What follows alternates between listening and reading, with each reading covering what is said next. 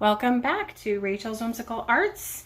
I am Miss Rachel and I'm going to show you how to complete your hot air balloon collage. This is the first one that I did and I'm going to show you the next steps on how to finish it today. So you have finished drawing and coloring and cutting out your hot air balloon, the balloon part. You have finished the background landscape of painting the sky with your watercolors. It has dried, and today we're going to finish putting them together. So this is like the collage part, which is kind of fun. We're going to need to have some glue, and we're going to need to have some paper. So before we do the gluing part though, I want to show you the steps for the collage part. So put your hot air balloon aside, get the rest of your paper out. So I've got some colorful paper here. I've got some leftover brown paper from my brown paper bag that I'm gonna reuse maybe for a hill. And I've got some purple cardstock paper, some teal colored cardstock paper, and some white or off-white color. All of these will work. So the first thing I do is I decide which color do I want in the hills in the background, the foreground, and the middle. So here I've got 3 colored hills. And this could be water, who knows, or grassy area. So I'm gonna have a big hill, like a mountain in the background, and then a smaller hill or a mountain, and then down here, little hills or something else that you want it to be. So 3 is probably a good start. I've got my, and I also am gonna keep some leftover scrap white paper to draw my basket to be part of my hot air balloon. Okay, so I took my brown scrap paper and what I did was I just kind of eyeballed it, like where do I think this could look good? Maybe here, and I drew with a pencil. Now I'm gonna draw with a Sharpie marker so you can see it better, but you should draw with a pencil. And then I'm going to cut it out.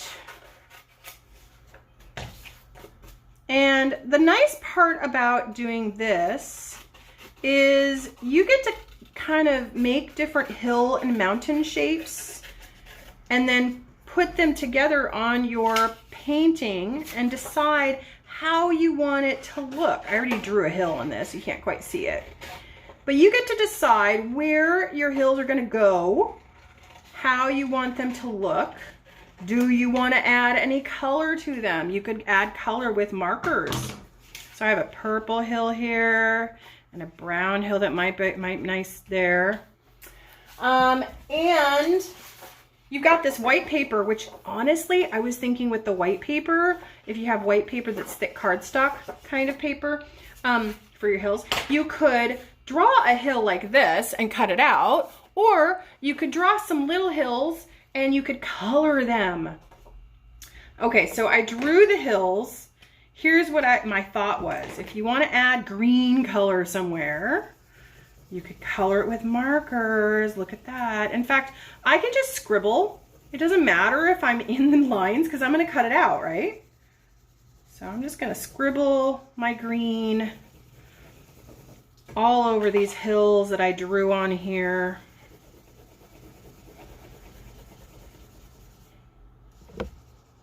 Even the edges. There we go. But I want to fill it in. There we go. All right. And then if I wanted to add even more color, I could use a dark green and make some little grass bits that are sticking up that are darker. Or if you wanted to draw like flowers on these hills, it's totally up to you what you feel like doing.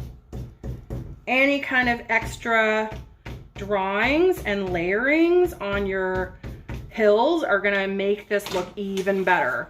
So here I've got a brown one, a purple one, ooh, and I'm gonna use this green one because it's really pretty. I love green.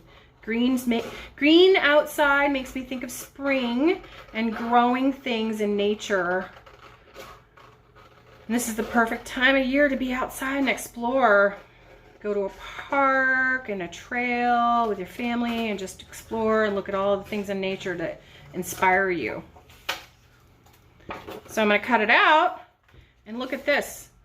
Do you see how I drew my hills diagonally so I'd have the most space to fit on the bottom of my painted paper? Because if I were to do it straight across like this, it doesn't quite fit. So I made it diagonal. Okay. And then I'm drawing, I drew the line already before I colored it so I can see it. And that's gonna be my hills for the bottom. Oh yeah, I like that green. So we're gonna have some purple. Do you see how I cut this a straight line? Purple here. Maybe some brown there. And green, oh, but I just need one more hill. So that hill on the right could be the turquoise hill. Will this fit? It will. Okay, so here's what I do. I take my paper and I see where will it fit. That doesn't fit, so I gotta move it over.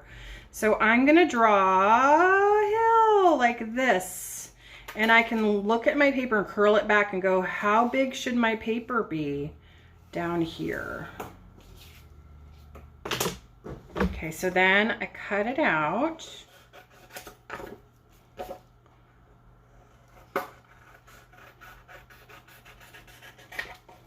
Now look, in front it doesn't look right, does it?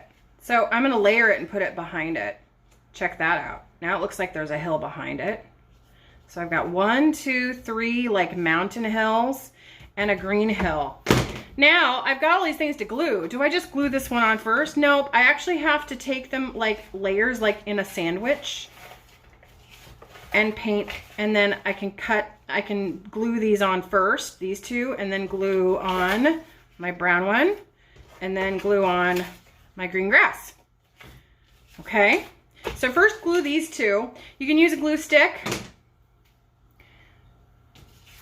Flip it upside down. I'm only gluing the outside edges all the way around. I don't need to glue the middle, just the edges are enough.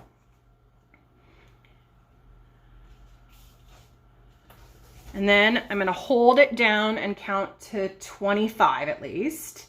And I'm counting quietly in my head. But while I'm holding it and counting to 20 or 25 seconds, this will stay put and not curl up on me when I glue the next one. Okay, there's the next one. So this is where I want it, but I'm gonna glue the back of it. So I'm flipping it upside down, putting the glue onto the purple hill, not on my paper, because my purple hill is like a puzzle piece and I want it to fit. Notice I'm trying to get it lined up on the edges of my rectangle shape. Okay, and then I'm gonna hold it and count to 25 again. I can even hold it with one hand, and then I can work with this one. So this one I hope will fit here, because even though there's a gap here, look, this will cover that gap and you won't even know. Yeah.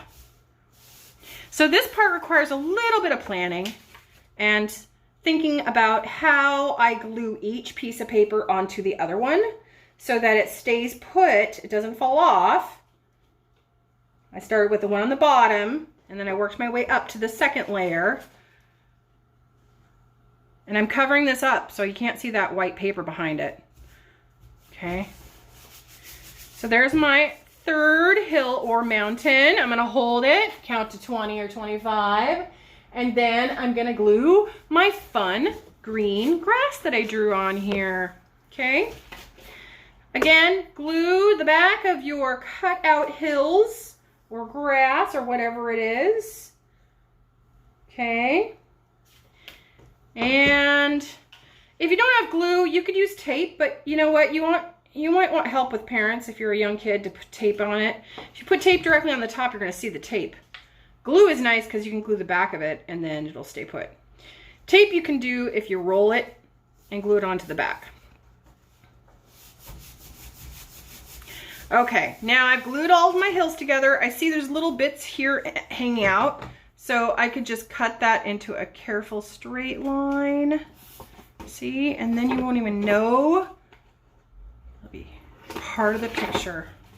All right, there are my hills. They look really good. So guess what, guys? The last two things we're gonna do is decide where you want to glue your hot air balloon. I want to see this hill, so I'm going to glue it to the right a little bit. Ugh. And here we go.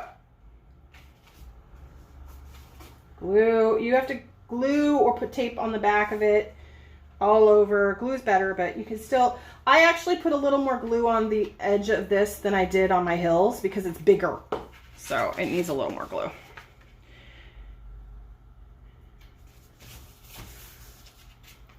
All right, now this one I definitely have to count and keep holding it and rubbing with my hands so that it stays. Because it's so big, I might have to go back and add like a tiny bit more glue on the corners. Like this corner right here. That's not staying put. There we go. All right, now, last but not least, we want to draw ourselves a basket. So I took some of my leftover scraps. Now, if you want to have your basket green, you could do green, although this would turn invisible. So I'm not going to use green. I'm going to use my white paper. And I put my paper underneath my basket to measure with my fingers. You don't have to use a ruler, but if you look here, the basket is straight across, or my pencil will help.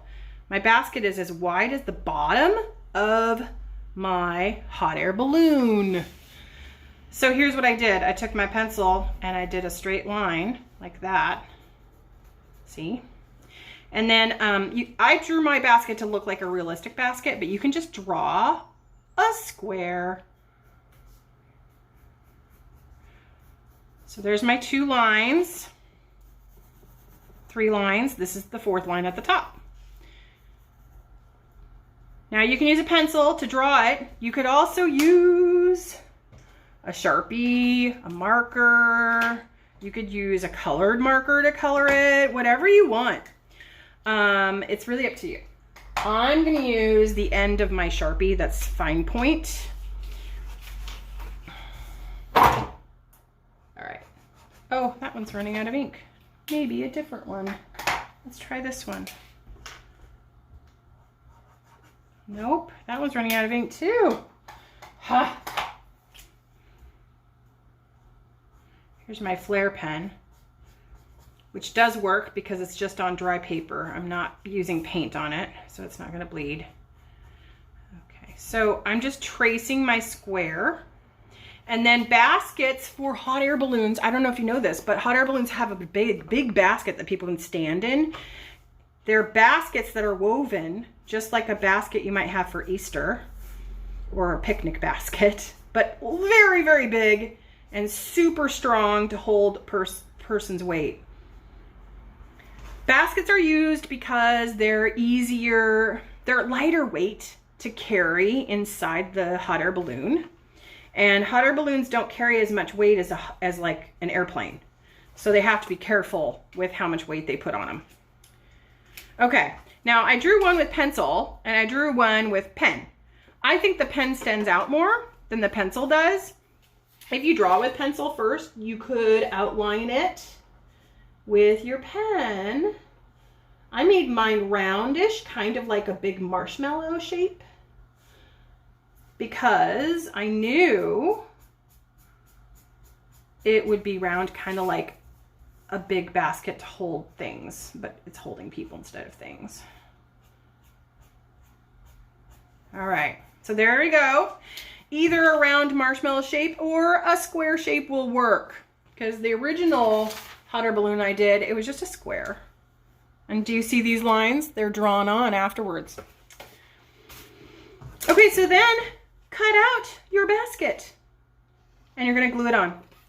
And when you glue it on, you can decide if you want now, before I glue it, do I want to have an animal or a person riding in my balloon? Because before I glue it, I could draw on this piece of paper a cute little animal or a person that's riding the balloon. I think that might be kind of fun. So I'm gonna draw a rabbit because our first project was a cute rabbit.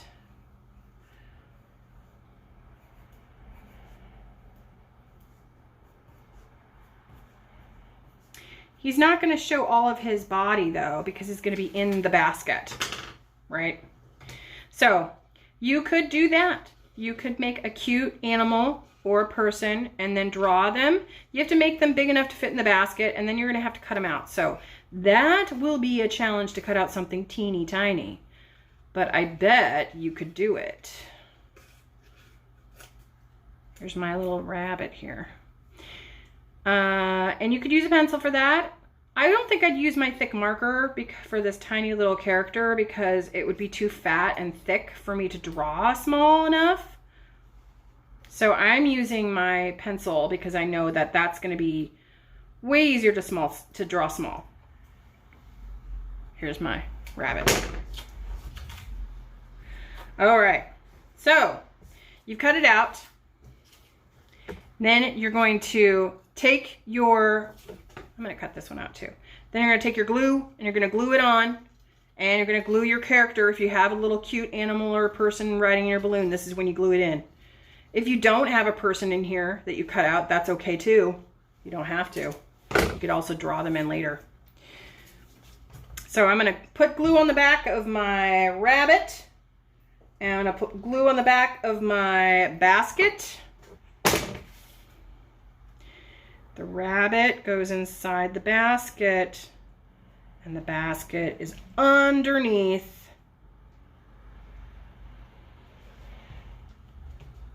the balloon. So after you hold that for 20, count to 20, then we get to draw our last thing. And this part you can draw with a Sharpie or a Flair pen. To draw the little rope lines. They look little, but they're rope lines that connect the balloon to the basket. Okay. So here's how I did it. I drew from the corner of the basket right here down to here. And I drew another one in the back. Now we're not going to see the one behind the rabbit, so I'm just going to draw behind him. But these are the lines that hold the basket to the balloon so they can go up, up, and away. All right, so here is my hot air balloon number 2. You saw the first example, which was this one, and this is my second one. I like this one better because I drew this pretty grass hilly area below. So I hope you had fun.